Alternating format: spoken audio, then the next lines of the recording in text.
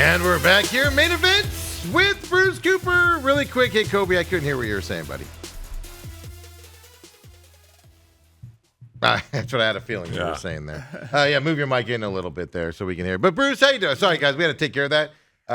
Kobe was talking silent during the commercial, and it was Kobe, yell, buddy, yell.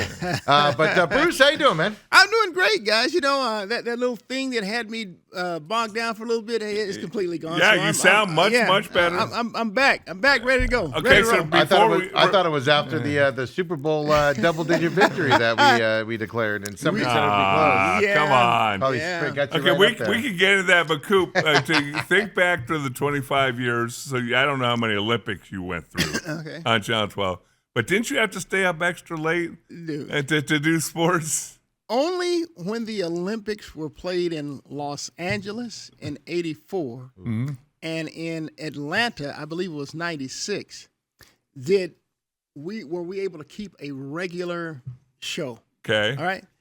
Any other Olympics? Yeah. They're international. They're out of the country. Dude, you look at the schedule. You are every night throughout the Olympics. At a minimum, you're starting your show at 11:30 p.m. Ooh. All right. Now, keep in mind. Now, we usually go on at 10 o'clock p.m. every night. Right. 10 o'clock to 10:35 p.m. We're talking 11:30 now. Now, then you start to count in. Well, okay, how many of those in that 2.5 week window are we at midnight? Well, there's a few of those. And then the latest you ever find yourself is starting at 12:30 p.m. There is nothing that would show us starting at our regular time slot. It's 11:30 at night every night of the Olympics, 7 days a week. And beyond that, I used to have to host something called the Olympic Zone. It was our local version of the national version of the Olympic show. Yeah, the local people on it and stuff like that. Yeah, you do. And like we would have our local expert like what was it? Gia. What's her last? She was a track star. Oh yeah, I can't think of Gia's last name. I know who you're talking about. But she would come in and be a guest a host for me and stuff like that. And then we'd bring in people during the Winter Olympics. Look, I'm not a Winter Olympics fan. I'm a huge Summer Olympics. I can relate to so many of the Summer Olympic games. Now, I heard you guys talking about curling before. Look, I've even had to bring in. Yes, they do have curling clubs here in Arizona. I've had to bring in some of those people to on my Olympic Zone show, and they're even trying to explain to me and show me how to curl. Right. Man, I'd rather sweep a kitchen floor, man. Come on. But you're basically curling if you're sweeping a kitchen floor. You're basically curling. Hey, look, let me tell you something. When I watch sports, there are wow moments. Like maybe that one-handed catch in football, or the Saquon Barkley jumping over someone, or Michael Jordan, or do some spectacular in the air. I mean, baseball, diving catches. There are big moments every time you watch sports. I mean, there's that wow moment. Yeah. I have yet to see a wow moment in curling. You didn't watch the two Corys then, because come on, the two rounds, there's nothing that's wow. Oh no, they had a knock. There was a rock right there. They had to go around it. They had to knock it off to advance into the next round and stay alive. There was nothing more titillating than the curling at that point. You did not just say titillating. Titillating than the two Corys and their rise up there to get that silver medal. It was exciting. It was amazing to watch. Even that gold medal game, the team they played had to make some spectacular plays. Hey, look, I don't know what you're talking about. Okay, that aside. Look, the only things that really intrigued me in the Winter Games are the hockey. Really, honestly. And we just saw the U.S. women. I mean, their rivalry with Canada is top drawer. Well, they've already beat Canada to start off with. Used to be top drawer. Yeah. Well, you know they're going to meet again in the finals. And yes, Canada used to have the upper hand. Then it'd go back to USA. Now Canada, but that flip flop. Now the thing that intrigues me about the men, aside from the 1980 Miracle on Ice, is that the NHL players are back in the Olympics this year, right? And so I'm intrigued to see exactly what that means. I mean, I love that the Tkachuk brothers bring some type of local flavor here to Arizona, even though they never played here, but their dad Keith did. Well, they grew up here and all that. Yeah. Oh, sure. And so that's intriguing to watch. And Bob, I will admit that the speed skating, that's some fun stuff to watch. It really is. Figure skating, my mother loves figure skating. Unbelievable. I mean, she just can't get enough Coop, of it. have you ever ice skated? No. No. Let me tell you something. when the Coyotes first came here, they had a big media day, and so they put like some ice, brought in some ice in a parking lot of like a grocery store or something. Okay. And so there they were. It was trying to do a little mock. Dude, I put on those skates. I couldn't stand up.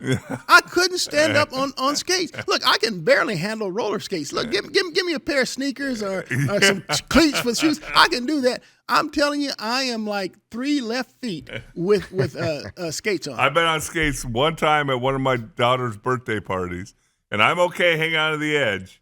As soon as I let go of that edge, whoop, down, I'm off the ice, I'm done. Yeah, man, it's You guys amazing. sound so old right now. Hey, look, I was young when You they didn't get into first came in. you didn't get into rollerblading back when it was a big deal? No, dude. I'm get telling yourself some rollerblades. I'm telling you, man, it was something really scary. I mean, there's Shane Doan and Kachuk there and Roenick. They're trying to help me up. I can't even stand up. They're like, man. we need him on our side. We need positive press. Get him up. Make him safe. Did they make you wear a helmet? Oh yeah, they had to give her everything. Now it was amazing. I think I was the only media member that couldn't stand up on it. I said, "Jeez." I mean, how many other? If I find any other black media members out here, because it might be a black thing, I don't know.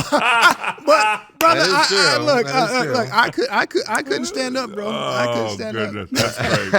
That's great. Well, Dale's got the other pressing issue of the day. Is Dale goes all romantic and everything for Valentine's Day for his beautiful bride there and everything. I'm Coop's less been married romantic. about as long as I have. I've been married 37 years. Yeah, and Dale's been married long, but here's the deal. I don't have to worry about that aspect at all. Yeah.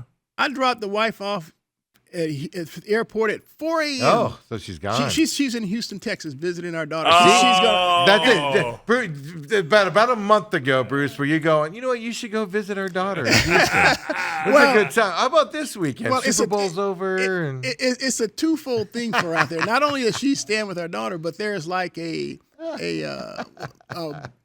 baby shower out there. Like one of her girlfriend's daughters is having like a baby out there, and so they're having the baby. The women, they go out there having the baby. It's all good. I say, okay. She asked me, are you gonna miss me? I mean, gee, like I should ask you that question. You're the one leaving me. I ain't leaving you. Even I know the answer to that is absolutely. Honey, I'm gonna miss you from the moment I Cry drive you myself to sleep. Well, I have to drop I first of all, I had to get that dig in, but then I say, absolutely, I miss you. I mean, what am I going to do without you? Yeah. But I had to put that dig in. Why are you going to ask me if I'm going to miss you? It's not me leaving you. Right. You're leaving me. Yeah, you had to book a plane, plan this whole thing and everything. You're the one that's going away. So there you go, Dale. No. Bachelor. You know how strong you are in your marriage if she says, are you going to miss me? And you say, yeah, mealtime. I mean, what am I going to eat? Hey, look, my wife at this stage of her life, she looks for us to go out more than she cooks. I hear you. She may cook once a week, I hear you. Dale claims that he's cooking for Brooke tomorrow night. Yeah, I'm doing a romantic dinner. We did a little surf and turf. There will be no pictures of Chef Dale tomorrow night, which makes you question what's going on. Now, this is true. I'm barred from making stuff in the kitchen. Are you? Yeah. Hey, look, let me tell you something. There was I made spaghetti one day for the family. So I look for something easy to make. Right. So you can just boil the noodles and you just drain it. Yeah. Okay, that's easy. You slap them all in the big pan. Then you like kind of put that meat sauce. The meat. But the ragu. But they showed me how to. They wanted like some ground beef off in there. Yeah. Right. So you did that. Now this is where my wife really messed me over here, and that's and it really wasn't my fault. You know how you buy like pepper and there's like salt. They come in containers, right? All right. And my wife can't leave them in containers. She buys this stuff. Now she has these little things where you open up, you pour it in, and then if you flip one end up, it sprinkles. If you Bruce, you got to stay classy. You pour. Yeah. Well, if she had left it in the can, I would not have overturned the whole pepper into the meal.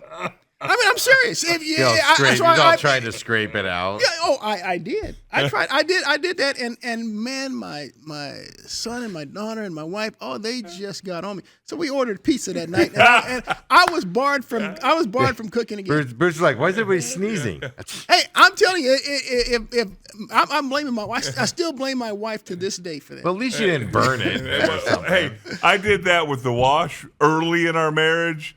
She said, "Hey, can you get the wash out of the dryer and fold it?" And I got it out, and I folded it so misshapenly. She said, "Get out of here! You're barred from the laundry room." I'm like, "Oh, really?" No. Let me help. And you know what barred me from? Well, first of all, I was this caring about my wife. Yeah. I worked in an industry where I had to have suits and ties and shirts and stuff like that. So I always took my stuff to the cleaners. Right. So for 34 years, all my stuff goes to the cleaners because, I don't want her to have to press and wash and stuff. That's a lot. So they do that for me. Well, she doesn't even have me wash because, and she'll tell you to this day, I don't even know how to operate the washing machine. And she's right. Yeah. Because now, back in the day when we first got married, it was easy to learn how to do this stuff. It was you pulled out something and a knob and you turned it to normal wash. Hey. Push it in and it goes.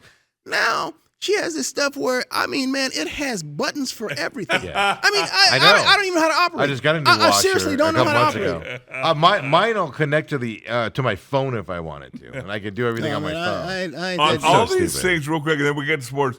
So I pick up my grandson every once in a while from school, and sometimes he gets out when we get to his house. He'll get out through the front seat and he'll push a couple buttons in the car as he's getting out. I'm like, Graham, you can't do that. And he hits some button that like at night when you open your car door, the light should come on inside. Right. Mine don't, and I don't know what button to push to get those to come back on. That's an outrage. I tell you what, go to one of the your younger grandkids. Yes. They know how to do everything. They really do. Right. Really quick, Queen Creek. Ethan texts in. They got a new coach over there at Queen Creek High School, of course. Football? Yep, long-term retired. I don't know if you saw that. Sherman, Coach Sherman. The Chandler defensive coordinator, Steve Huber, is moving over to be Queen Creek's head coach. Wow. On the football side of things. Breaking right now as well. Did you see where Rick Garrettson's going over to Servite? No. Yeah, Rick really? Garretson, former Chandler coach. I say you got to say who he is for people that don't know. Yeah, former Chandler head coach, long name. time. Yeah, big name. Is now retired.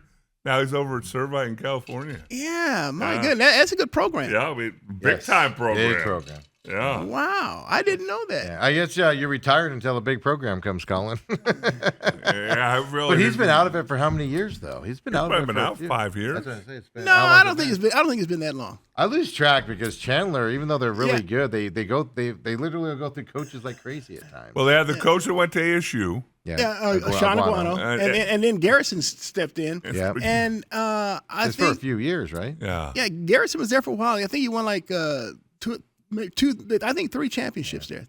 Okay, and let me see here. And then the guy now after Garrison left, right? Yeah. And I can't think of his name right now. I'm drawing a blank. He used to coach at Horizon High School. Oh yeah, it started with a D, doesn't it? And we're not in high school mode, but So Chandler defensive coordinator moving over there to coach Queen Creek High School. Okay. So I don't know anything about Chandler's defensive coordinator, so I'm not going to comment on that. But obviously that team's been done well. It has shut down Hamilton's high flying offense this year in the battle for 87, Dale. 87 for Arizona Avenue. And I call it 87. Well, let's call it like it is. I mean, there's a certain quarterback for Hamilton that actually went down. Yeah. Halfway through the first game. Yes. There's other sides to All that right. as well. So I'm ready to be a pinata. You guys both said double-digit victory in the Super Bowl. I picked Seattle to win. I was hoping against hope. And it was a close game for a while. No. When it was 0-0? When it was 3-0. When it was 6-0. It was a close game when Green Day was playing. When it was 9-0. It was a close day when it was a close game when Bad Bunny was the playing. score may have been close, but New England was doing nothing. There was nothing close about that game. Hey, let me ask you something. I've heard a lot of, mixed opinions about Bad Bunny and his halftime performance. I mean, I think it's the haters out there. Look, people are blaming the NFL for bringing. I've heard some comments where they're blaming the NFL for bringing in someone who didn't even sing a single song in English or whatever like that. I'm like, and they said the NFL owes it to America to make sure we have someone composing or a musical artist singing in English. And I'm like, the NFL has a say in it, but Apple Music is the one that puts that on. Dude, I'm like, first of all, I mean, who are you to try to tell the single most successful sports industry in the world how to conduct their business? First of all, this is what the NFL is doing anyway. We see it every year. They're trying to expand their brand globally. Right. They play games during the regular season on a constant basis in London, Germany, Spain, Australia coming up, France coming up, Mexico. Yeah. And so, and I understand that Bad Bunny is Puerto Rican. Now, here's the deal. I'll be honest. I had never heard of Bad Bunny before his selection as the musical artist for Super Bowl 60 halftime entertainment. Same. So I looked him up, and I found out that he is more popular than Taylor Swift and Beyonce. Dude, that's smoke. I'm like, wow, this dude he's that popular, has more followers than them. So naturally, I'm intrigued. I want to watch it because I've never seen this guy perform before. I can't tell you what his songs were. Now, like I told someone in my argument in defense of the NFL, I said, look, there are lots of songs that I can't even understand, don't know the words to, but I love the beat. Yeah, I love the vibe. I said I found that to be true with Bad Bunny, and his production was just top drawer. So go ahead. Here's what I always say: at the end of the day, whoever they selected, you're not gonna hit everybody. Okay, correct. You're not gonna hit everybody's wheelhouse. It's like a bowl game in college football. The game played in Detroit, Little Caesars Bowl or whatever, and everybody's going, too many bowl games, too many. You don't have to watch them. Right. I watched a little bit of his first song. I said, I'm not really into this, and I went and got food and talked and whatever. And I mean, I'm not going on social media and banging on everybody. It's interesting. I don't watch the Super Bowl for the halftime entertainment to begin with. Right. But it's always a big lead up. And matter of fact, only because of all the chatter around the commercials do I even stick around and try to watch some of those. Because before there's been 15 Super Bowls that I didn't even get to see commercials in it because I'm there. I'm at the game. Right. All right. And so I appreciate the game. I'm going for the games. And the non-sports fan that really get and look, I'll admit some of these commercials are really cute. They're really worth watching, But that's not what I watch the Super Bowl for. Right. But I do understand the clamor around it. But if someone is the most popular musical artist in the world, and keep in mind, the Super Bowl is broadcast worldwide. Right. So it ain't always about you. Right. it's just like you said. And so it is about me, though, Bruce. It is about me. Hey, you brought up a good point because you and I are from the same generation. There's a lot of English songs, whether it's hip hop or rap or there's some country songs, or I don't understand what they're saying. Sure, absolutely. And then all of a sudden, like my wife, every once in a while, will go, "Do you know what they're talking about?" I'm like, "No, I like the beat." Yeah, right. Yeah, there's like yeet. Yeah. Hey, let me tell you something. When I first heard James Brown songs, I didn't even know what he was saying. And then I saw a Saturday Night spoof with... Get on up! Yeah. That's all I know. I saw a Saturday Night spoof with Eddie Murphy. Right. So Eddie Murphy, he was singing some James Brown song. Then he said, he stopped and said, I'm stuck. What? I need a word. I need to find a word. He said, something like that. And then he could finish on with the song. But it's true. I mean, it's the beat that brought you to and stuff. And look, James Brown was a tremendous entertainer. If you watch him dance and stuff, he sweats. This man plays so many different instruments. It's off the chains. And so, look, there's more to like than just the song or the words or whatever. I mean, that guy. From another standpoint, because on a different thing the NFL's doing, I do have a problem with is I can understand an American audience that has built football up to the level it's been at, spent money, time, whether it's not going to stadiums and all that. But like they're taking the Rams 49ers rivalry, and they're giving one of those games to Australia to start the season next year. I can understand if there's a thing where you're sitting here going, you know, my whole life, my parents, my grandparents, my generation, my kids are growing up. We've supported the NFL. We've supported these ownership. We've supported these players and got them to what they are now. And now you're turning the back on us and giving our rivalries to other sides and stuff. I don't care about the halftime stuff because they're just let me ask you this, Steve. If you, and I know you're a great businessman, if you're trying to expand your business, but this is why I struggle with it. At some point, you want to give. If you're trying to expand your business, they maximized out the American audience, and it's shrinking, so they need to go overseas. Well, I don't know that it's shrinking. It's shrinking. I don't know that in terms of going to the stadium and buying tickets, that side is shrinking. I'm not saying the audience as a whole is shrinking. I'm saying, you know, they can sell more tickets in Australia than they probably can in LA. Well, I don't know that I buy that. You talk about those games sell out left and right. But at some point, you want to give the new audience that you're trying to cater to, the best of what you have. You know, they'll be happy with the scraps like Jacksonville, and they'll like it. I'm just kidding. No, but I can understand that sideline. And as a business person, and that's where I'm kind of funny about it, because when people complain about the halftime show, I'm like, guys, that halftime show wasn't for you. That was Apple Music pushing out the number one artist out there right now worldwide to that audience, and that was the NFL saying, oh my God, our ratings can go through the roof. We're going to get an audience to this event that normally wouldn't watch it in other countries that we're trying to get into. So this is a no-brainer move for us. So I understand the business side. I understand what they're doing. It's no different than going with the streaming services. I understand why they're doing that. Different audiences. They're going for those audiences that aren't going to be there and stuff like that. So from a business perspective, I 100% understand what they're doing. But at the same time, I've had season tickets since 96. And they're changing things to this point where they're literally saying, we don't want you as a season. If you want to do it on our terms, you're welcome to come back.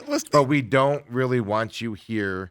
We have other things we're focusing on. And it's an insult from putting casitas in and kicking people out to taking benefits away from me and my people that sit in my area. That's not the NFL taking your casitas and stuff. It's your owner. No, it's the NFL. Here's the deal. It's the NFL and their procedures. You know why he's putting casitas in? Because he's seen other stadiums that were built. Why are other stadiums putting casitas in? There's a specific reason, Bruce. There's a specific reason. Here's the deal. When you had owners who were building new stadiums, and they say, this is what I want in my new stadium, and then that's in there, and then you see as an. But why are they doing that? There's a specific reason why they're doing that. Because it generates more revenue for them.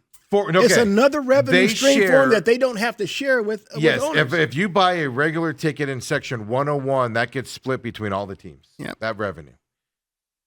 Specialty dollar amounts, like the club level, the casitas, stays only with the owner. There's a rule. There's a rule where the owners go, I don't want to share this money, so I'm going to put more of this stuff in there. That is the NFL shunning its back on your diehard fans. It also doesn't go into the salary cap. That's the individual owner. Look, let me tell you something. The NFL's incentivizing them to do it. Look, you know how you end that? No. You know how you end that? You go, all right, you share all revenue with everybody. And all of a sudden, casitas will go away. When Jerry Jones... I was at it was called the University of Phoenix Stadium at the time. I was at the University of Phoenix Stadium when Jerry Jones would come to the stadium and he would get a tour. He would be shown some of the things there that he wants to put into his new palace that he's having built. Right. Same thing with people in SoFi. These new stadiums, these new stadium designs, the owners, they try to steal ideas from other people and then implement up. So now when Jerry Jones built his palace, he saw that he loved the Great Lawn. So he wanted to emulate that as part of his new and he charges for his. Cardinals don't. It's built into the price. well, that's neither here nor there. But now when other owners have seen that these field level. I think Dallas has what these field. Yes. Dale knows about the Yeah, field they do. level deal. Yes. Dude. When you don't have, that's another That's why they're revenue cutting stream it. for them. I understand. Look, Mike Bidwell in Arizona sees that. Look, man, how can we replicate that? Other owners, how No, can I we know. replicate? But So for it's, the it's NFL not NFL didn't do that. The owners The did NFL that. is incentivizing them to do that and turn their back on the common fan out there. Dude, I disagree with you. I disagree. Says the media guy that got free passes all the time. I did. You know, I still to this day I've never paid to go see a Cardinals game. No, you got to go this Yeah. past year. There's free tickets from tickets somebody. there, yeah. Yeah, look at know. you, Coop. Hey, but what's interesting when you talk about that great lawn at Cardinal Stadium or SoFi Stadium, that big lake out in front that's so pretty. And you know what I see, Coop?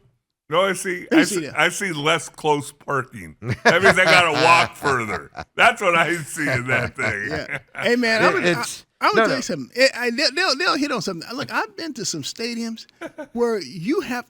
I'm parking on the other side of the freeway, Yeah. and then you're having to either Denver's walk. that way. I mean, it's ridiculous. Mile High's that way, Yeah, or whatever. Or it's called now. busing or doing something. They have parking next to the stadium, but if you don't have a pass for right next to the stadium, you're on the other side of Yeah. the freeway, Yeah. and you get on little rickety bus or whatever, Dude, and it drives you across the street. Yeah, I'm not a fan. All right, so let's get back to the overriding factor here. I've got other NFL news breaking. Okay. Well, you do what you're going to say first. Oh, Where are no, we going? go ahead and do that. This is how bad and how petty the owners are. The owners have been embarrassed, and they put their foot down.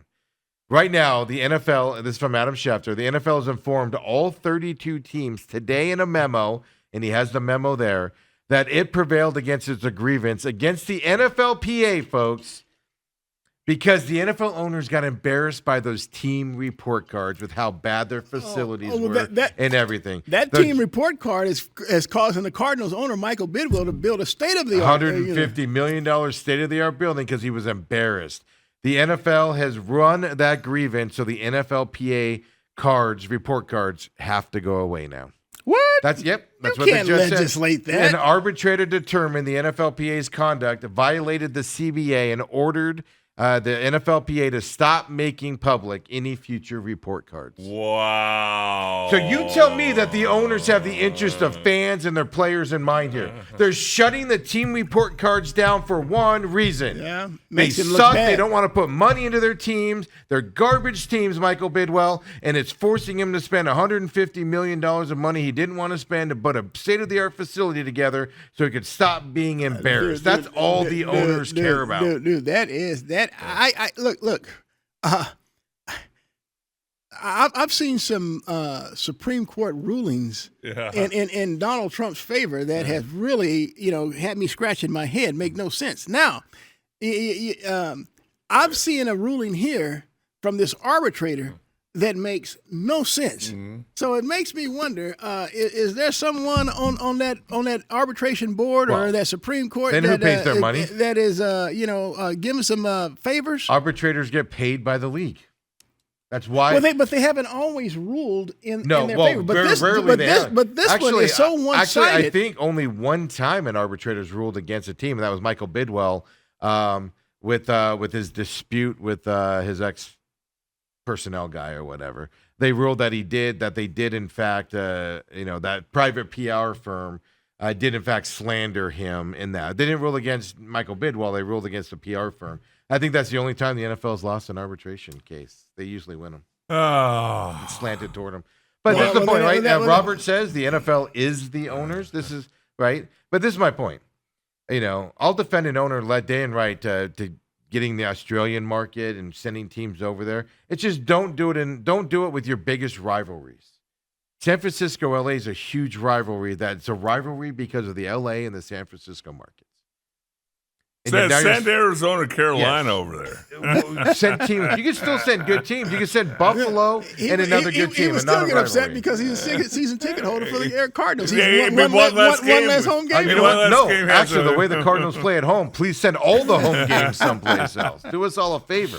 But I'm just saying, the owners, I understand the business side of it, but the owners are looking more and more and more as screw the local fans, screw the players. How dare you embarrass us with this team? Forget the fact that the weight room's uneven and we don't have enough weights in there. Forget the fact that I treat your families like absolute trash when they just want to see you perform at this high level and support you as a family member. Screw the fact that I'm terrible at all that stuff. You embarrassed me, and now I need to shut it down. Yeah. Hey, well, let me stay in the NFL, but flip somewhere else, because I'm starting to wonder about our new head coach and his ability to. Okay, no, hold on. Yeah, talk about that. So before you go there, because you can bring it right back after what I say or I'm going to say. Okay.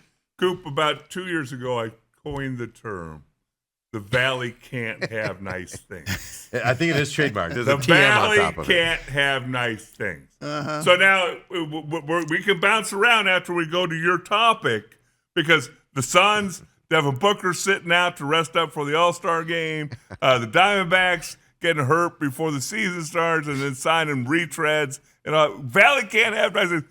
But go ahead and say what you're going to say about the local team, because the announcement this morning was, come on now. Well, look, I know you were not a fan of the new offensive line coach, Justin Fry. Right. I understand he's coming back, yes, along with Nick Rallis, because they can't. I mean, they have interviewed some big name people for the or up and comers at least. Well, guys, they were it was mainly up and comers. Then there's Wink Martindale, and some others there. Can't think of his name, but they all Joe seem Brady was one of them, and Pleasant now from the Rams. Yeah. They just can't seem to get anyone to want to take the job. And so now this is something I know before when we were talking about the head coaching situation trying to be filled, the people are asking the question, well, is it the Cardinals or is it Kyler Murray? Yeah. Well, Kyler Murray ain't got nothing to do with these hires here. But they're all saying no. So you have to go back to the point that it's an image thing here. It's a perception thing here that the Cardinals are that bad that my career that I'm trying to either get going or I'm trying to resurrect, this isn't a bad place for me to be. I don't like that. I'll put a ton of money on it that Michael Bidwell is sitting there going, it's all because of that NFLPA team report. That's the whole reason I'm being treated. So what you got to look at is if a guy is the defensive backs coach for the Rams and he's got excitement around him, his name's out there. He's interviewing with several other teams. And he has a chance to become a defensive coordinator, which is what? A promotion with more money. What you want to do. And that's the next step to getting an NFL head coaching job. And that you turn it down is because to me it's a dual factor. Are the Cardinals not offering defensive coordinator money? No, I heard, this is what I heard. I don't know if it's true. This comes from the NFL Network. Okay. They say that Michael Bidwell, he promised a really big chunk of salary for Clint Kubiak to be able to put a staff together. Now, if he offered that to Kubiak, I got to believe he offered it as well to Mike LaFleur. Right. So if money is not the issue, then it only brings you to one thing. They think coming here is career suicide. Yeah. Here's my thing on Nick Rallis specific. Now, the offensive line coach, I am royally upset about that because we saw the offensive line has regressed this year. Not big time. I don't even know. That was the first point. I think I know it's funny how we do that every once in a while here, where we'll point something out and then like a month later, everybody else is like, "This is the reason," and it kind of just makes us laugh. But Dale pointed that out. The change there to bring him back. It's like, no, like what can you do to improve? Hey, to me, it's like the Super Bowl. You got Will Campbell at left tackle. Yeah. You have a game plan, all right? He was hurt, though. We think we can block him. We think we can man up above. But you have a plan B that immediately you throw in after 3 plays and go, we can't block him. We got to change some things up. We got to give him help. And I didn't see that with New England. Right. It's the same thing with the Cardinals. What's your plan? Yeah. And it just going with the same – when it's that disastrous. Nick Rallis, to me, though, is a separate thing. He overperformed 2 years ago with a worse defense than he had this year. Yeah, and this year, though, forget about the injuries for a second. His defense was out there a long time to where that fourth quarter came, and you could tell they were gassed. but I think he also changed his philosophy once they signed Josh Sweat. I agree with you. They lost the aggressiveness. He was a guy who relied on a lot of different blitz schemes to generate pressure. Seems like he dialed that way back and said, "I got Josh Sweat." He lost those motor guys like Dennis Gardeck, Kazir White. And he went with more traditional football players, not the guys that were the heartbeat of that defense. But that's why I'm a little bit more forgiving on Nick Rallis, because I'm not going to lie to you. If they were hiring an up and coming guy to take the defensive coordinator position, I'd be bashing it left and right because they might be good, but you need somebody that's got play calling abilities, been through it before. And Nick Rallis at least has that level compared to the guys they were interviewing. Yeah, they hired some special teams coordinator I never heard of before. Right. Yeah. And again, you need experience on the staff. And if you can't say anything about Nick, but Nick Rallis gives you hope because Drew Pensing struggled as an offensive coordinator for 3 years that he was here. It didn't get better. But that you gotta wonder though. Rallis was good in that second year. He lost it a little bit last year. Can he get that back? It's interesting when you bring up Pensing's name because. I don't know. Green Bay's had some success, haven't they? They've been a pretty good football team. Yes. And LaFleur up there, who's been to the playoffs a number of years, he saw something in him. In Pensing? No, that's Lions. Lions. I'm sorry, Lions. So Dan Campbell. But here's the deal. See, Pensing has in Jared Goff a true traditional drop back quarterback. Game. Right. Drop back. He had a thoroughbred at quarterback in Kyler. Yeah, in Kyler, that he completely mismanaged. Yeah. Because if you look at Kyler, Rookie of the Year, 2 Pro Bowls, under some guy named Cliff Kingsbury, who designed, and Kyler Murray was one of the top quarterbacks in deep ball completions. 20-plus yard passes. Yeah, yeah. That all changed when Kingsbury was exited and Rallis was brought in. It's between. It's like night. Yeah, that's what I say. I meant Pensing. You're right. Yeah, that's Pensing. It's like night and day. Yeah. And so again, I talked about it here before. It's like that round peg, square hole deal, and that's why a guy like Jacoby Brissett fit Pensing's offense better than Kyler did. Until you got in the red zone. Right, exactly. But if you want to be, and if I'm Mike LaFleur, there is no way I'm not starting this season with Kyler Murray as my quarterback. I mean, that's a number one for me because I want a dual threat quarterback who can do it in this league and has shown that he can do it in this league.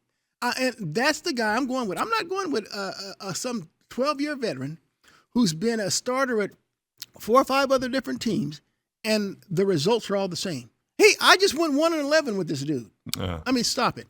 But and the other thing when you talk about Rallis, the team's last 2 first-round picks, both defensive linemen. What do they played? 8 games between them in the last 2 years, and then Nolan got a knee injury. And Nolan supposedly, but by all accounts, you see grades and all that. When he was in there this year, he was explosive. When he was, in there. That's the problem. Then he hurt his knee and stuff. Like Walter Nolan and Darius Robinson have not. So that's why I'm not as upset on Rallis as I probably should be. It just kind of speaks to the volume of. I agree with that. They interviewed other guys and everybody else said no. But if they would have hired whoever he was, the secondary coach for the Rams, that defense, he might be a great future and he's wanted by everybody and everybody sees him as a great defensive coordinator someday. That's not who the Cardinals want right now. Who the Cardinals needing. So Nick Rallis is kind of like you said, Wink Martindale. Why aren't they coming here? Why aren't the veteran coaches coming here to run this defense when you need to come in here? And you're assuming LaFleur's like, hey, that defense is yours. Mm-hmm. I got to concentrate on the offense. Defense is yours. And if you're turning that down as a Wink Martindale, as a Joe Brady to go to Titans where he ended up going to, that speaks volumes to me. Look, Mike LaFleur, one of his hires has to be a former NFL head coach. You have to rely on someone who's been there, seen that, done that for in-game adjustments, for anything, some type of consultation. Mike says he's going to call the plays. Well, he's never called the plays and been responsible for the overall responsibilities of team. Yeah. So you need someone, Mm-hmm. and I'm still waiting for that hire. I It's mean, not coming. well, It's not coming. well, Yeah. I think that was part of Of all the offensive line coaches that are available, sitting on their couch right now, stuff like that, and you just settle for the guy that was a disaster last year. Like Dale talks about it, and I even see it. And I'm a novice offensive lineman looker at. Dale spent 17 years in the league and watches film religiously on offensive linemen. And Dale's like, well, their feet are in the wrong place. Their head's on the wrong side on this block. Fundamentals broke down last year with veteran linemen in the league that they regressed with that guy. And you go, oh, we want that guy back? And you know what's What? fascinating? The guy I played for a decade with in Dallas, a guy named Hudson Houck, one of the best offensive line coaches in the history of the National Football League. He always had a saying. He said, if it's one guy doing something wrong, it's that guy. It's that guy. And you either got to coach that out of him or you got to get rid of him. If it's multiple guys, that's coaching. And that's what I saw last year. It was when multiple guys regressed. Yeah. You know, and look, Jonathan, when I used to cover the Cardinals, working in the media and stuff, and Cardinals would bring in a new head coach, and they would bring those in often.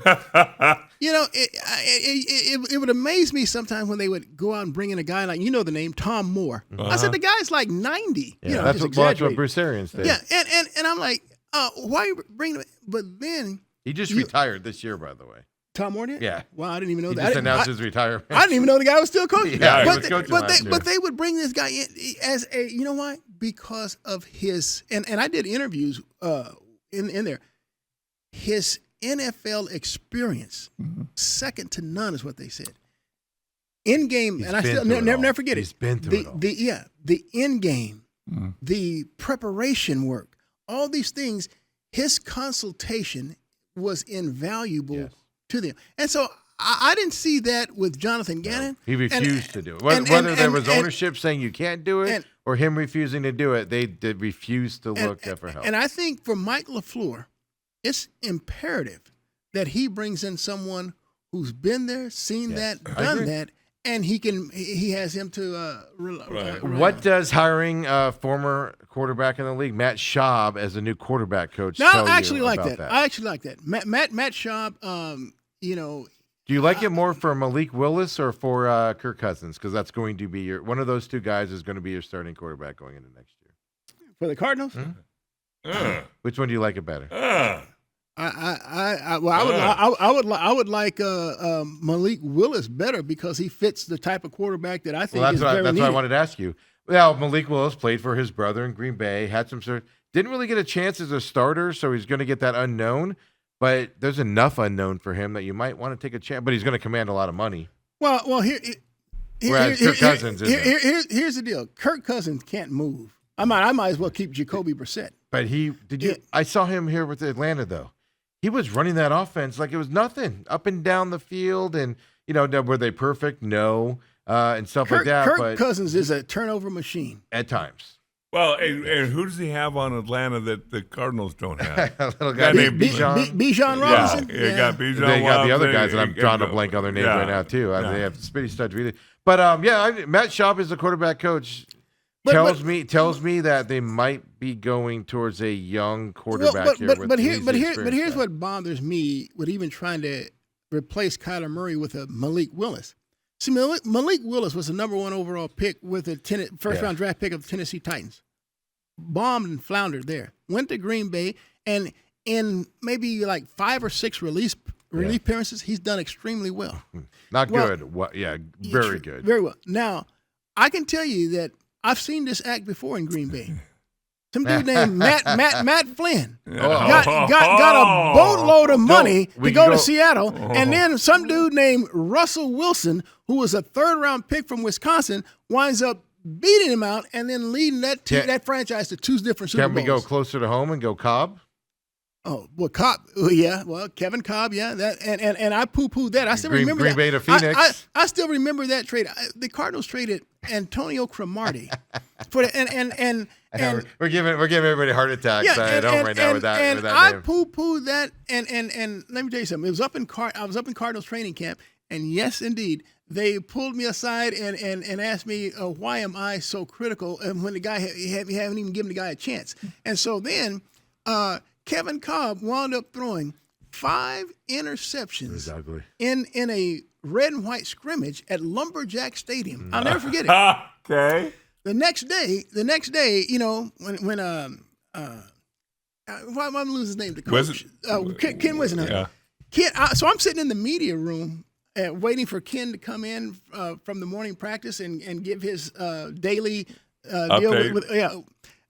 Mark Dalton called me out and says, "Hey, Coach Whisenhunt would like to talk to you." So I'm out there. I'm talking to Coach Whisenhunt's laying into me because my report. See, they're very sensitive. My report of the red and white scrimmage showcased all 5 of Kevin Kolb's interceptions. Mm-hmm.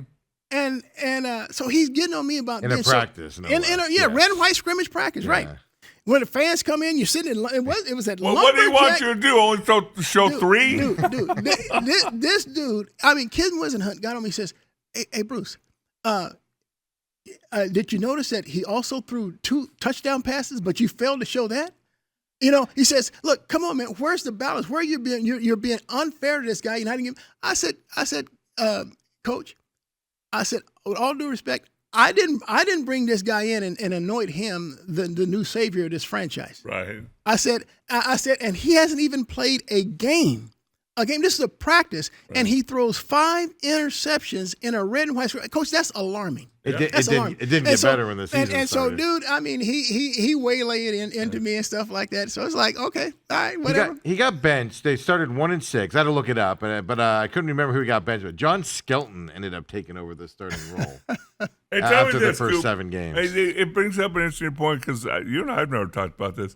Have you ever gotten into a yelling match with a coach of any sports franchise here, to where they jumped you and you jumped them back, or have you just always said, you're so easy going? The closest thing that I would say a yelling match wasn't with a coach; it was with an owner. Oh, Robert Sarver. Okay. Yeah. I've heard several people have gotten into arguments with him. Yeah. Yeah, he was very combative. Coop is so easy to go. I just can't imagine you snapping. I understand, but Robert got under my skin. Yeah, I heard he would get personal with reporters and attack personally at you and stuff like that. What a shocker! It turns out Robert Sarver wasn't a good human being. Who would have saw it coming, right, Coop? Robert says, does LaFleur offense need a running quarterback? He said last time he looked, he was as fast as Safford out there. Don't forget, that's McVay's offense. Hey, but here's the deal. It's going to happen. Teams are going to put pressure. Just like, look, Drake May is a pretty mobile quarterback. Yeah. They brought pressure on him. I mean, look, if you look at the 2 Super Bowl losses that Patrick Mahomes have had with Tampa and with the Eagles, they brought pressure. And as much as I saw one report, I think it was Tampa, they mentioned that Mahomes ran like 3 miles backwards, trying to evade the Tampa. Right. But if you don't even have that, you have no chance. So don't try to tell me some statuesque quarterback. Okay, not going to happen. The times that Tom Brady lost Super Bowls, it's because they got him off his mark. But see, here's what makes me chuckle, Coop. When Philadelphia beat Kansas City, I heard so many people go, see, Philadelphia came up with a game plan to beat Kansas City. Well, you know what their game plan was? Pressure. Our 4 defensive linemen are better than your offensive line. Yeah. We're going to rush 4. We're going to put pressure on you with 4, and then we can drop 7 into coverage. Yeah, I'd love to do that. It's just a handful of teams can possibly do that, and Seattle was one of them too. So yeah, but you're better when you have a quarterback who can make plays off script. Yeah. I don't want some statuesque that's going down. I just don't. The only problem with that is you need receivers that know what to do in those situations, and I don't think they have that. You do, but that can be coached. That can be coached. And I can tell you the one thing that there's not any play that is more deflating to a defense than you have a 3rd and 8. and you got them covered up, and that quarterback gains 10 yards and get a new set of downs. Sure. If you see a play like that, just watch the defensive player's body language. All of them with their heads down going, are you kidding me? Because you don't have a guy for him if he's mobile. So, well, hey, we're almost running out of time. We got some other things. We got to celebrate Paul Sewald coming back to the Valley. I was going to say, we got some other things in the Valley. Yeah, we got cake. We got, we're so excited. We got dancing girls. We got dancing girls. Hometown hero, Paul Sewald has returned to your Arizona Diamondbacks. Dude. I mean, the Diamondbacks teased me with the fact that they're going to bring back Paul Goldschmidt. I mean, if you're going to bring some guy back, make it him. Right. He didn't want to come back. Hey, Paul. Two balls. I believe he did not want to come back here. Well, maybe the money wasn't right. I don't know. But because when you signed Carlos Santana for $2 million, it's like, dude, really? No, yeah. Really? And he went back to the Yankees for a larger amount. Yeah, and so, but I'm going to tell you something. Oh, don't. Paul Sewald. Here we go. The memory I have of this dude is him blowing Game 1 of the World Series in Texas. Diamondbacks had a chance to come back here up 2-0, but it's now 1-1. Why? Because of Paul. Dude, I don't want to see this dude back. So you go to the World Series. I go to that month and a half where he's blowing save. And Torrey's like, he'll figure it out. I have faith he'll figure it out. We're going to throw him out there again. Blow to another save and another save and another save. And Torrey's standing there going, like, this is ridiculous that we're bringing him. I don't care that they need a pitcher. I don't care who it is. $1.5 million is their price range for it. This guy was an unmitigated disaster here, and they stuck with him for that long. That's not his fault, but that gives you those bad feelings of, I think, oh my God, they're going to throw him out there when they're not supposed to. The Diamondbacks are clearly trying to find lightning in a bottle. Mm-hmm. That's not it. I ain't looking. Look, I'd rather bring a pitcher up from high A in the minor leagues and give him They're trying to find the spot. light. They literally just brought a black cloud of depression over the valley. Dude, if this dude makes the 26-man roster out of spring training, we got a major problem. He got a major league deal. This is a major league deal. This isn't coming to spring training in earnest spot. They gave him a major league deal. You have to earn. Look. You can't be giving people roster spots. They got to earn it. They just absolutely have to earn it. You know, I'm not trying to give anybody a look. There's some guy named Shelby Miller that the Diamondbacks brought back a second time. Now, not as a starter. Now, they blew that deal. They gave up Dansby Swanson, the number 1 overall, and Ender Inciarte for a dude that had all kind of psychological He had issues. lost like 18 games. Yeah, dude, his on his follow through, his knuckles would hit the mound. I had to report on that. Are you freaking kidding me? The dude, he was psychologically blown. I never thought he'd wind up back in Arizona again, but he did as a reliever. And you know what? But he came back differently. He did well. Yeah, he earned his spot. I'd go back and bring that. I don't know what his contract was. Tommy John surgery or something last year. That's why he got traded. Oh, did he? Okay. Yeah, so he's out. But no, this is my point. Of all the pitchers out there, and like Hazen, I'm critical of Hazen a lot and stuff to that effect, and I really am. But at the same time, I'm like, well, he's kind of hampered. He's got to do this. He's got to do this. But there's no justification and just outright outrage from your fan base when you bring Paul Sewald back. One, you're not doing the guy a service. But then there's the other side of it. Okay, try to convince us Paul Sewald, recovered and he's going to do well for you. Why is he sitting out there after spring training started if he's so in demand and everybody thinks he's recovered? And here's the deal. Why are you signing him? I heard a report that, they're not bringing him back as a back-end reliever. Then why bring him back, period? That's your biggest need is the Diamondbacks reliever. The Diamondbacks have signed a bunch of veteran former relievers to non-roster contracts. Look, and then you bring Sewald in. Again, like I said, they're trying to find lightning in a bottle, and that's cool as long as it's not – you're not – what's scaring me talking about it's a major league contract. Dude, no. This dude better not be on that roster when the season opens opening day. It just sets you back. And look, it's not rainy and cloudy today because of the weather patterns. It's just they signed Paul Sewald and just looms over. Just moved in. All right, I know we're running out of time. We got plenty of time to talk baseball in the weeks to come. Coop, I was disgusted when I turned on the Suns Oklahoma City game. And let me tell you why. Hey, Oklahoma City, they're a hell of a basketball team, and whether the Suns could win or not win, whatever. But when I saw those three dudes, now Grayson Allen's hurt, but Devin Booker sitting out. He'd played 28 minutes the night before. 30 minutes. Excuse me. That extra 2 minutes made him sit out. Hey, it's the NBA, Dale. Sitting next to Jalen Green. Both with big smiles on their face and hip and hope.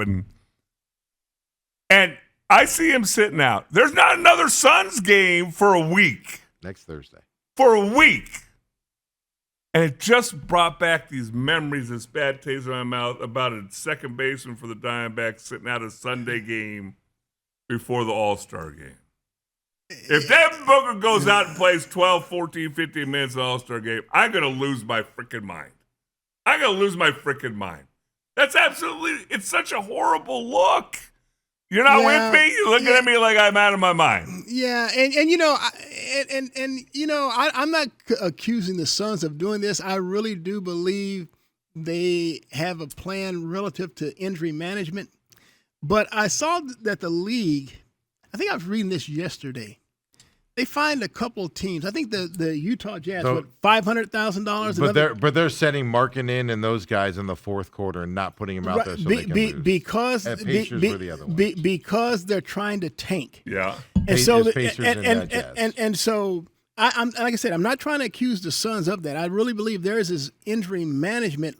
Injury load management, indeed. Second out of it back to back. Indeed, but I find it very interesting that the NBA really sent out some really harsh language. So they're trying to make a statement, finding they think the Utah Jazz have been the most egregious in that, $500,000. And now it's really interesting to me that I noticed that they acquired Jaren Jackson from the Memphis Grizzlies. Mm-hmm. So now Jackson's out for the rest of the season. Yeah.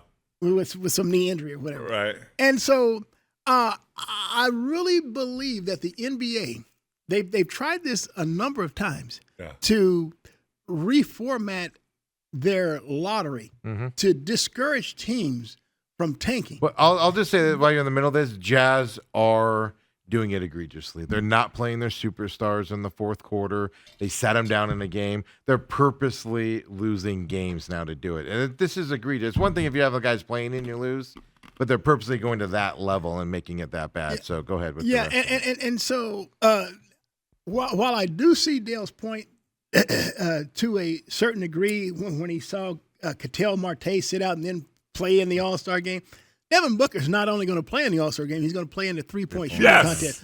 But unlike Devin Booker, he didn't make that decision. That's a management decision. Ketel Marte made his decision. You think? Please. You don't think Devin Booker said, hey, I need my legs for that three-point shooting contest on Monday? No, Devin's not like that. I mean, Dale took it to that level, but I took it as because I didn't know they were sitting him out. I didn't see the thing. I was doing stuff beforehand. I sit down to watch the game after I get done with my meeting and stuff like that, and I'm like, why is Booker on the sideline? And then I took it as, oh, this is the first sign that the Suns are starting to do what every other NBA team does out there. And what has the Suns been this year, all year long? The team that's hustled all year, played defense all year, did all that stuff, and then you're like, oh no, we're like everybody else. No, now. but that's where the disappointment I think it's because they are legitimately. Booker is coming back from an ankle injury. It cost him 6-7 games. Jalen Green, he's just back again. So now, for a third time after his hamstring, they are just trying to be precautious. They're not. Why do we have to play him on a back-to-back? We can give him more time to rest. Against a team you're going to lose to regardless. I don't think those guys would make up a 40-point deficit. I mean, Oklahoma City. Well, here's the deal. Oklahoma City was playing without Shea. Yeah, Shea. So if I really, and the Suns, last time they played OKC, they beat them. All right. So I'm really. Yeah, but they've also lost by 40 plus twice now. Well, and then they had a close one. Well, the first one was close. Again, the first one that they lost by 40. Again, they didn't have Booker or Jalen Green for that game either. So the Suns have yet to play really at full strength. I mean, it's amazing to me that when Jalen Green comes back, Grayson Allen's out. I mean, they can never put a full roster, a healthy roster together. And hey, and the last thing, 'cause I know we're out of time, and we got plenty of time to talk about the Suns after we see Devin Booker play 35 minutes in the All-Star game and then sit out next Thursday. And if he's sitting out next Thursday, what did you think about the Perry High School honoring your boy and 50 Oklahoma City people showing up to the basketball 62 game? Was the final count that I saw. 62 was. I always just kind of Well, they said they asked for 60 spots, but I read 62 people within the organization of the Thunder showed up to that. Well, let me tell you, when you talk about an ultimate team chemistry, that's what the Oklahoma City Thunder showed. Mm-hmm. I mean, not just team chemistry. I'm talking organizational. I mean, they made that night special for one of their young superstars. Uh-huh. And that says a lot about that organization. It really, really does. And so, for Jalen coming back home to play in front of his family and friends a night later, I mean, the dude was made his first 11 shots. Yeah. He was 11. 28 points. And before he tweaked his hamstring. Yeah. Look, I'm telling you. And he was just coming off of the hamstring. That's something to be envious of. So see now, we give a lot of credit for the current Suns team culture to Brooks and to Ott, and deservedly so. They have definitely transformed this Suns team chemistry, but it doesn't even reach the level of Oklahoma City. I can't tell you how many times last year I'm watching one of their playoff games, and after a win, they're being interviewed. The whole team comes. Oh yeah, and around the guys being interviewed. Right. We're starting to see some of that trickle in with the Suns. Yeah. During they always have one guy that goes over and causes mayhem. But I'm telling you, Oklahoma City, I'd hate to see any of their players try and leave via free agency or be traded, because, man, it might disrupt the best team chemistry you'll ever see. It reminds me of a little bit of the Suns' run to the finals that year, where guys are going to lemonade sales and guys are showing up at places that you don't see NBA players showing up. But then the last thing I want to say, so I think Greg Stanton, he's either the mayor or former mayor or whatever, came out and saying congrats to the homegrown talent, one of, if not the best high school basketball players to come out of Arizona. And immediately everybody starts jumping on. He ain't as good as Mike Bibby. He ain't as good as Jefferson. He ain't Richard Jefferson. What, did he say one of the best? Yeah. Okay, but stop it. I know, but you gotta say that. But I know, but that's the thing. I go back and I tell people, because people are like, man, he must have been great to watch high school. I'll be like, no, he wasn't. That's why he goes to Santa Clara. Nobody else wanted him. He didn't hit his growth spurt. His coach tells a funny story. I think Brad Sesmat's company, their AZ 360, whatever it's called. 360. Sorry, everybody. I don't mean to discredit. They did an interview with him. I saw where he retells the story. But the coach was taller than him, and then his senior year he comes back, and all of a sudden his coach is looking up to him. Like he had just huge growth spurt his senior year, and his kid hit threes. But people, it's kind of like the Brock Purdy thing, where everybody's like looks back and goes, "Oh, we knew he was going to be a great talent. I remember that." It's like, no, you didn't. No, you didn't. Settle down. Well, Brock Purdy had a better high school career than Jalen Williams did from a production. Yeah. I mean, look, they were in the state championship game 2 years in a row, and they lose to a Chandler team. Yeah. Brock Purdy was our Friday Night Fever Offensive Player of the Year. I mean, he put up Brock got it done. Now, but nobody saw him getting to the pros and being a starter for the Niners and all that. Now, Perry, even basketball, like you said, there was Williams brothers. Yes, they were brothers. Yeah. They flew under the radar here in Arizona, and and look, they set the stage for your boy Koa Pete. Yeah.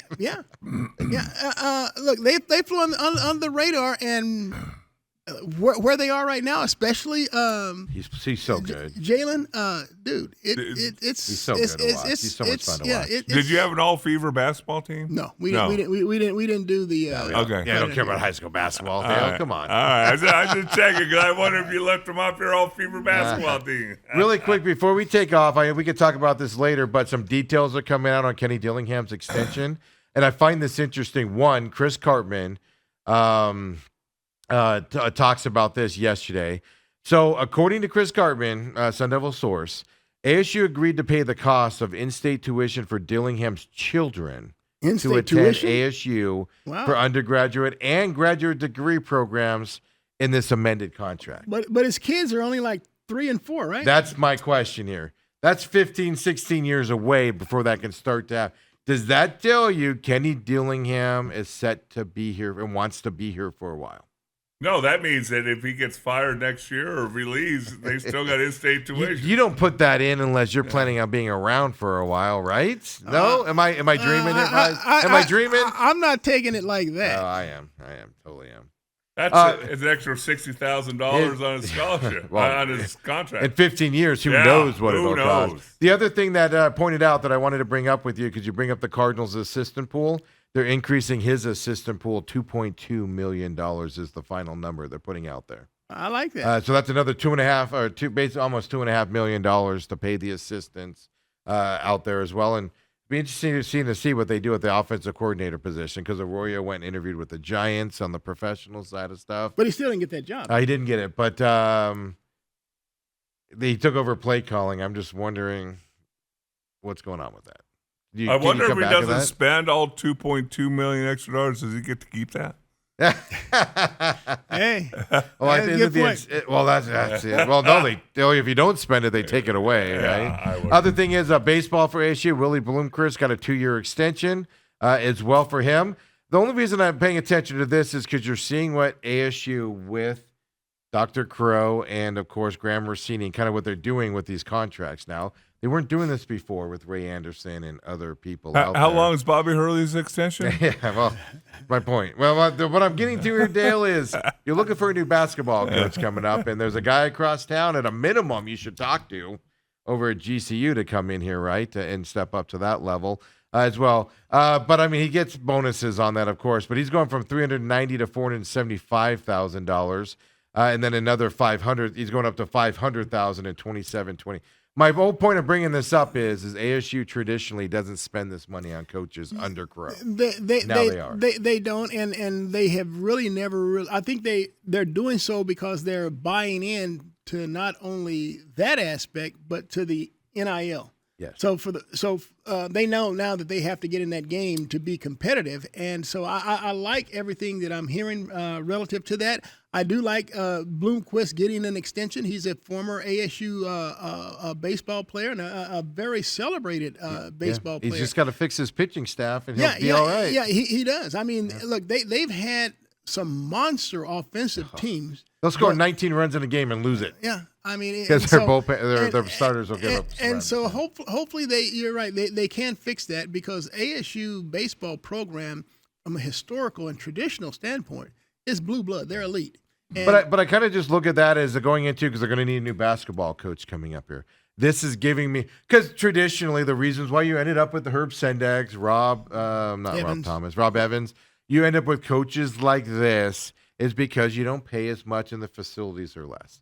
It looks to me with these extensions and things to that, they're willing to reward coaches and pay the money it takes to get somebody in here. That's a positive, I think, going into this basketball search. That it's not here yet. We're anticipating it. And isn't it after this season ends basketball-wise that they start renovations? I think it's this year they start renovating it and stuff like that. So it gives me hope with that stuff out there. But I wanted to bring that up with you as well. So Coop, thanks for coming in on this Friday. Oh, absolutely, and enjoyed it, guys. I think we should make this show called Overtime. So let's go overtime. We did. We went overtime 10 minutes. Actually, I have some ideas. I'm gonna float to you, and we're gonna get together and talk about them and stuff like that as well. Happy Valentine's Day, Coop. Yeah. I'll be spending it alone. Man. Wait, are you not shipping flowers in a fruit basket to your wife in Houston? No, I'm not doing that. You unromantic pig. No. When When she comes back, she'll find her Valentine's stuff. Okay. She's not. I'm not sending it up there. Not happening. She left me. Remember? Yeah. Are you coming back on Tuesday? Is it Tuesday? Well, next week it'll be Tuesday. Oh, okay. And you normally come in here. What day you want to come in next week? All right. Well, I'll come in next Tuesday. Coop will let you know when he lets you know. Like, the only reason I'm asking, so we're off on Monday, folks. All the shows are dark on Monday. We'll be back on Tuesday here as well. What's happening Monday? President's Day.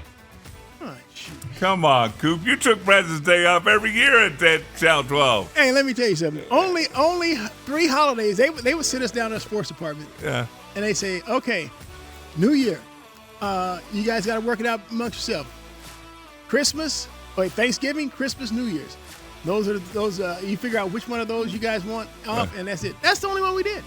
I worked the TV station was just like a hospital or a police department. They're open every day. Well, to be fair, I take President's Day off not because it's President's Day.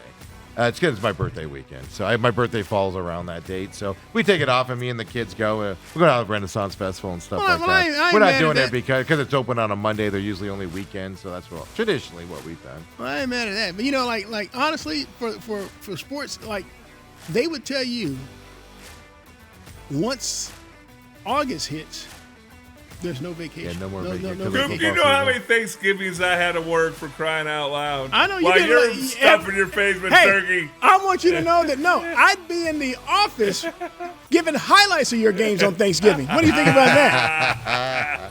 We'll see y'all on Tuesday next week. McCollum on Business is coming up at 11. Don't forget, Pit Stop has debuted this year. Of course, we have the duels and the qualifying all done, but I do talk a lot about the Daytona 500 race on Sunday as well, folks. So catch the Pit Stop for me there on the podcast systems or on the YouTube channel or here at Robat TV as well. We'll see y'all on Tuesday next week, folks. Have a great one.